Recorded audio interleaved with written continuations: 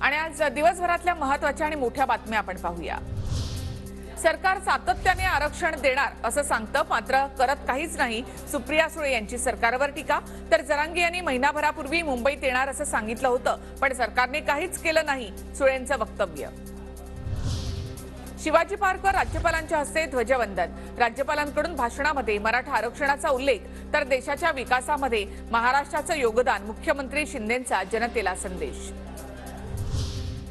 पार्थ पवारांची गुंड गजामारणेसोबत भेट ही अतिशय चूक। विरोधकांच्या टीकेनंतर अजित पवारांचं विधान। भेटीबद्दल पार्थ पवारांना समजावणार अशी प्रतिक्रिया। आपल्याला गतिमान सरकार हवं असेल तर अजित पवारांनी मुख्यमंत्री व्हावं। अजित पवार गटाचे नेते दिलीप वळसे पाटील यांच्या विधानानं नव्या चर्चेला तोंड।